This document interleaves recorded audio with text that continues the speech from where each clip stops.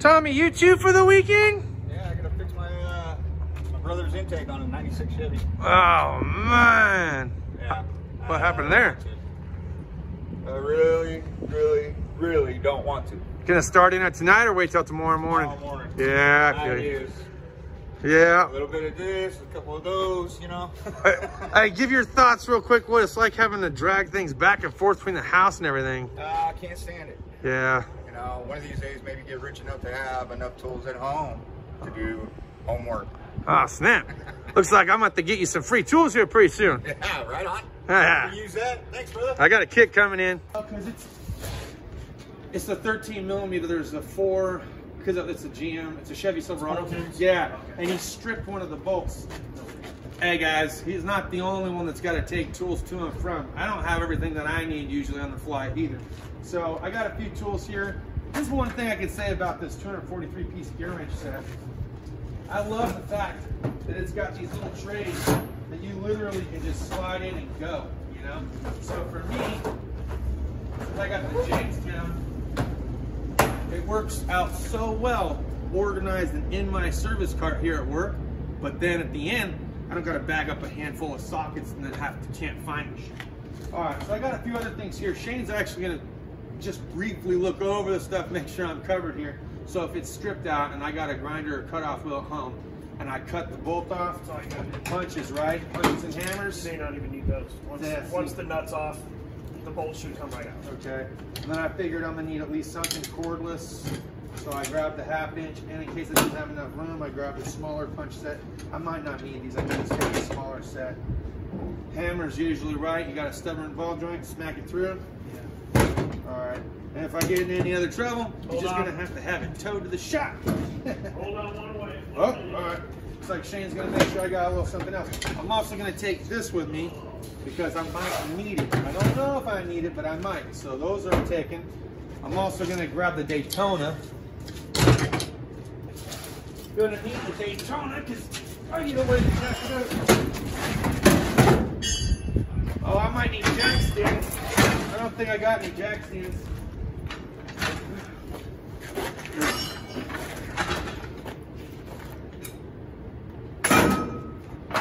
What you got? Oh yeah, pickle forks.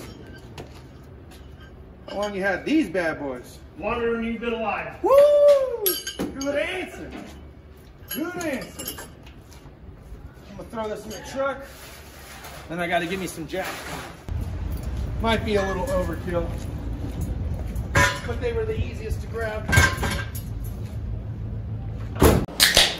What's going on, everyone? Justin again, as always. Thanks for watching my channel. Welcome back, TGIF, baby. Yes, we are going live, but it's gonna be a little bit later than normal because we had an issue with my chickens.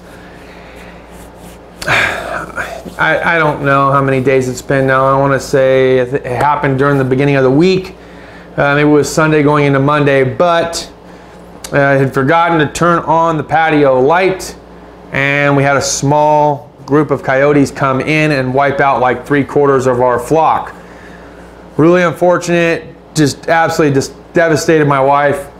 So what I've been doing now is I've been actually putting them back in their coop at night, but they don't start becoming more docile until the sun starts going down and it starts to really cool off.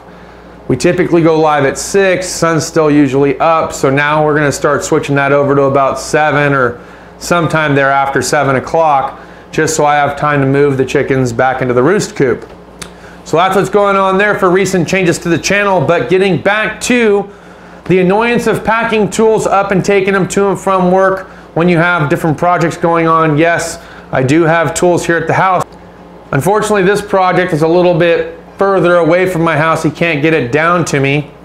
And with the convenience of the mechanics tool set that Gearwrench has to offer, it's far easier for me to throw trays in and toss that in the back of the truck, pull it out, carry it right to the job and set it down and go to work, versus taking out, what, 15 or 20 different blow molded cases where the sockets are hopping and bouncing everywhere in the truck. Not very mobile mechanic friendly, if you will. So that's why I decided to take the Gearwrench set. Now, as far as air tools, would have loved to have used the air compressor in this situation, but again, the truck's not drivable. So I took some of the more standard tools that you guys would end up using, right? hammers. We got the pickle forks from Shane. I brought my punch set just in case. I'm not sure what we're gonna run into here. I am gonna take a grinder with me. So, because I know that he said he stripped out one of the fasteners. I don't know if that's the actual crown nut for the ball joint itself or it's just the top nut. Either way, he can't get the vehicle aligned until these ball joints are replaced. Me not really working on cars on the side or projects, I gave him my fee and he agreed to it. So I'm not gonna go into too many details on what my fee actually is when I'm doing side work, but I'll just let you know that you might as well just take it to a shop at that point. But you'd be surprised, some family, some friends are willing to pay that. And if they are, I'll help them out. But I'm trying to get my point across that I don't want to do side work. And if you're willing to pay a shop fee for me to come to you, then fine, so be it. We'll get it done, son, right? Move on, make that money, and hopefully he's back out on the road. So I did throw the Daytona jack in the back and the cordless half-inch DEWALT. Had somebody ask me a question, did I get rid of the Milwaukee because I didn't like it and I went with the DEWALT? In some ways, yes. In some ways, no. I bought the DEWALT because I like the style of the socket retention better than the Milwaukee. And I wanted to try out another product because that's what we do here, right? We do tool product reviews. And I wanted to get away from the Milwaukee lineup because now other companies were starting to dive into the cordless sector, so I wanted to give DEWALT a shot, right? Put DEWALT in the mix. So far, I've been extremely pleased with it. But I did do the used tool giveaway. I have been a terrible person when it comes to shipping. This is why it's so difficult for me to do giveaways. I still have yet to mail off Princess Jamie's 3/8 drive. Now, for a little while there, she was busy. She wasn't going to be home, so it was one thing. I just kind of, oh, okay, when she gets back into town. Well, she's been back in town now for a few weeks, and I'm like, man, I still haven't got this thing off. So I do have to get that off to our Princess Jamie. I'm sorry, man. I really am. I'm going to get it out to you, believe me. I hope you get some great use out of it or continued use out of it. It's in my garage, sitting on the table, not being used. I'd rather have you have it and put it to use as I'm using the NOCO one right now. I'm also getting asked a lot of questions about what's the better bang for your buck when it comes to the 3/8 cordless ratchet option. Man, better bang for your buck is to go with something that's not very expensive that still performs the job, right? And that could be anything. Milwaukee's probably right there at the top that everyone would agree with, that's the route that you go for best bang for your buck. The M12 lineup kind of fits into everything else cordless. So I guess that would be the best bang for your buck. How to save a buck? Well, you got other options. You got Power Torque from O'Reilly's. You got the Earthquake option over at Harbor Freight. I think Husky has an option. Craftsman might also have an option. And then, of course, there's some Gen 1 stuff that Milwaukee has that's far cheaper than the fuel lineup. Now, if we're talking about overall power and RPM, this is the biggest one. The RPM, you're going to find that more with NOCO and with Snap-on than you are Milwaukee, okay? Not saying anything derogatory about Milwaukee. It's a great product. I still have it. But yes, my next purchase will either be a NOCO 3/8 to go side by side with my 1/4 inch one that I have, or I will try out a Snap-on 3/8 cordless ratchet, and then we will do another used tool giveaway, and we'll give away the Milwaukee 3/8, which has served me well for the betterment of what, 2 years now of running with it. It's a phenomenal tool, but it's time to move forward, right? We're forward motion, baby. We're trying out new stuff. But go ahead and leave it down in the comments. Do you have any other questions that involve tools that I didn't cover necessarily in this video?